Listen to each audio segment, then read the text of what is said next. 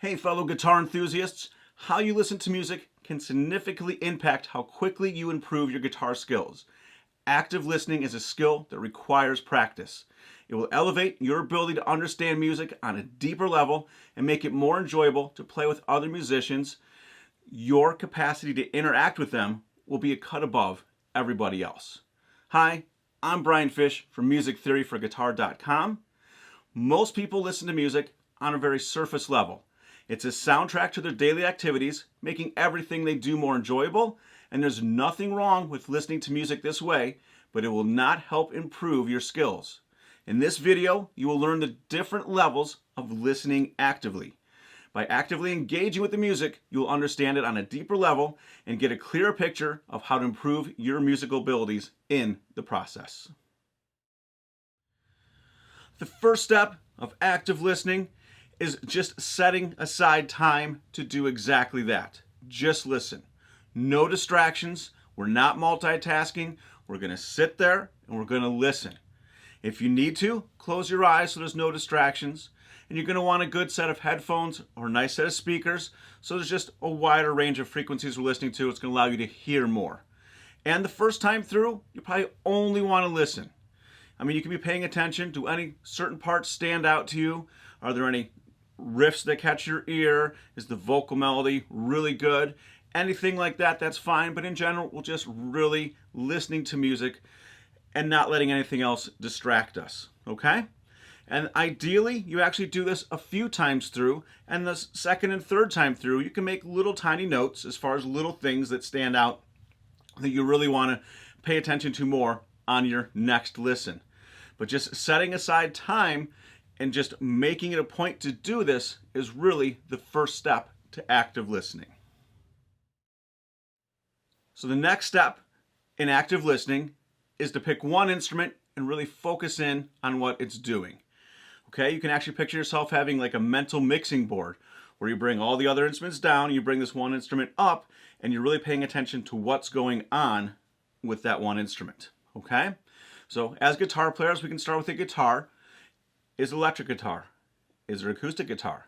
Is it a combination of both? Does it sound like the guitar player is using effects? Is he mainly strumming or is he playing riffs? If it's instrumental music, then are they playing mostly single note lead lines? You know, your Andy Timmons, Joe Satriani type players. Those guys play a lot of the stuff that a vocalist would normally play in a band. All those little things, just write down any observations you have about what that particular instrument's doing. Okay? You can even include rhythm and dynamics for every instrument we talk about. Okay? Now, you can move on. Let's just say we go to the bass. Is he playing just a steady eighth note bass, a really simple bass line? Is it a more active bass line? Is he playing a riff along with the guitar player? Is he mainly hitting his notes along with the kick drum? Is it a walking bass line? All kinds of different observations you can make there as well. And then, once you've done that, wrote down as many things as you can pick out from what's going on, move on to the next instrument. Okay? If we're listening to the drums, does it sound like they're using a full kit? Is it just a small kit? Does it sound like they got a lot of toms? Is it a fairly active drum part? Like there's parts that are actually hooks of the song with different drum parts, or is it just your basic beat in that style of music? Okay? And then where are the accents happening? Okay? I always love where Phil Rudd from AC/DC puts his accents. To me, he puts them in very interesting spots. And there's a bunch of drummers who do things like that.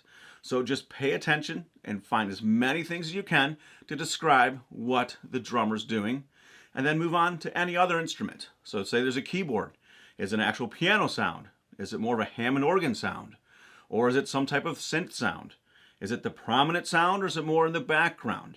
Write down as many observations as you can about each instrument, and you're going through, and you can listen multiple times for each instrument if you want to. Depends how much time you've set aside to do this, but just zeroing in on what each instrument's doing is the next stage of active listening. So step 3 in active listening is, can we make a rough outline of what we're listening to? So if it's a pop song, is there an intro to the song? Does it then go to the chorus or the verse? Most songs start with a verse. Some songs start with a chorus. Okay, but the typical songs, verse, chorus, maybe a bridge, and then a double chorus, and then out. Okay, so can we just make a rough outline like that of what's happening?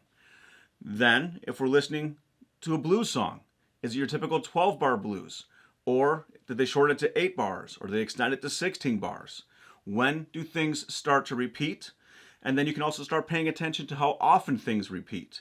Is the first verse, does it have 4 lines, and the second verse only have 2 lines? All little observations like that are going to help you be able to play songs much faster and learn songs much faster if you go in with an outline already made. So just being able to make a rough outline is really the next step you want to do in active listening. Before we look at the next level of active listening, if you like this video, hit that like button and remember to subscribe and click on the notification bell. Otherwise, YouTube will not let you know when I put out a new video. And if you have any comments, feedback, or suggestions, write them in the comments below. I enjoy reading what you have to say and will make videos based on your comments and suggestions.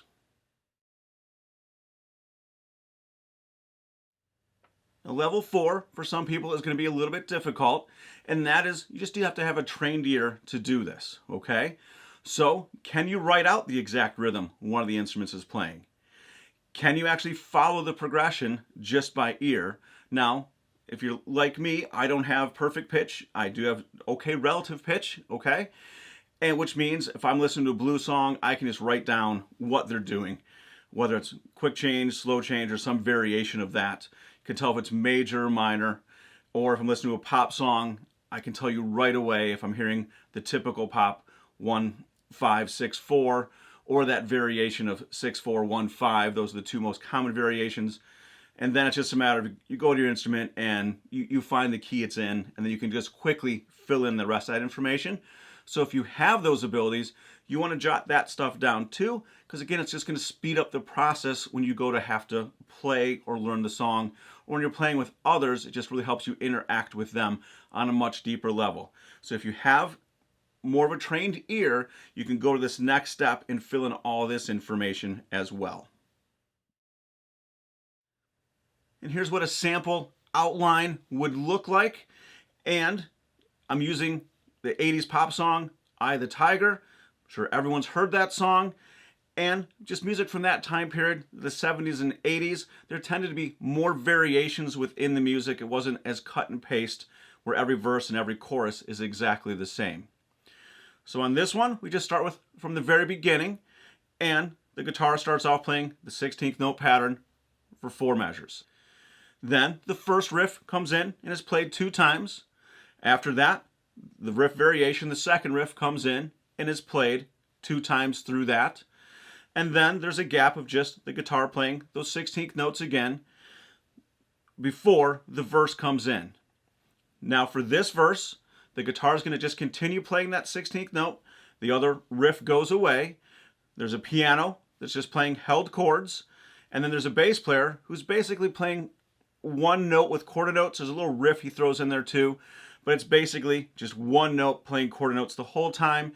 And the drums are playing pretty simple with really no like hi-hat accents or anything like that.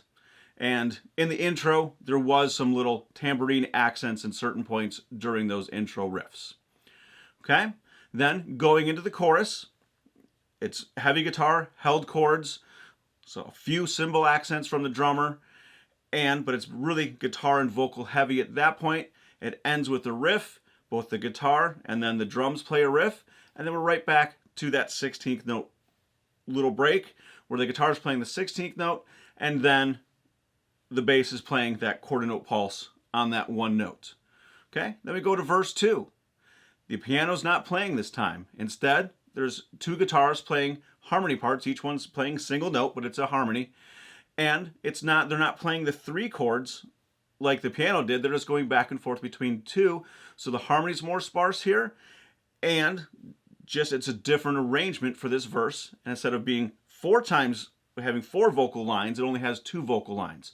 So it's much shorter. And then we go right in to the second chorus. Okay, and the chorus is basically the same as the first time through, but at the end of the chorus, when the guitar and bass come in with that 16th note and quarter note pulse thing going on, it's held for 4 measures instead of the usual 2. So there's a slight variation there.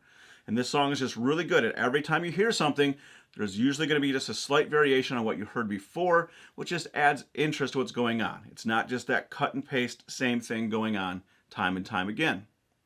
Okay, now we go to the third verse, and in this verse, the 16th note is the first time the guitar stops playing the 16th note. Okay, so now it's just that bass playing the quarter note, and the piano part from that first verse coming and being reintroduced here, and that happens for the first line. And then in the second line, the guitar comes back in and that 16th note comes back in. So again, just adding different, what I call ear candy, just different things to listen for in every single part of the song, okay?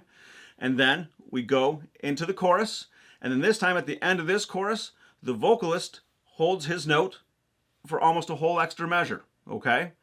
So ending that chorus is different than the other two choruses. So we have yet another new thing to listen to. And then we have our little break with the 16th note in the guitar part, the bass playing the quarter notes. And then we really end with going back and forth between the intro riff. We play that 2 times, and then that second intro riff 2 times. And over the top of that, a new sound comes in. And instead of a piano sound, there's now a synth sound that comes in there as well. And it just repeats and fades from there. So this is a somewhat detailed outline. You can go in way more detail if you want to, but just listening to a song and being able to pick out these many details, or at least these many details, is a really good way to start actively listening. And the more you do this, the more detailed your outline is going to become.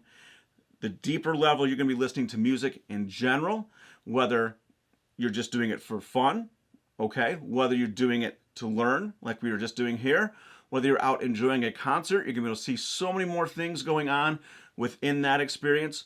Or when you're playing with other people, it's going to enhance your ability to play the right part and really interact with what they're doing, because you're going to understand why other instruments are choosing to play what they're playing, and you're not just in this isolated box where you're just concerned about what you're doing. You're actually interacting and having a conversation with other people when you're playing, and this all comes from just being able to actively listen. Having a better understanding of rhythm will not only improve your active listening skills, but it will also boost your creativity. Understanding and mastering timekeeping will help you write better riffs, strum patterns, and lead lines. Being able to generate rhythmic variations will add interest to your playing and to the songs that you create. If you want to develop professional level rhythm skills, even if you only play for fun, I highly recommend my course, Ultimate Rhythm Mastery. Ultimate Rhythm Mastery isn't a book. It's a comprehensive video course that will take you from the most basic to advanced rhythms. It covers everything you need to know about rhythms, time signatures, and how to unleash your creativity through these musical elements. You'll learn how to apply each concept to the guitar in a practical way, and I'll guide you through each step and demonstrate how to effectively practice the material for maximum progress. All the concepts are reinforced through exercises, ensuring you know exactly how to apply them. Click the link below this video to learn more about Ultimate Rhythm Mastery.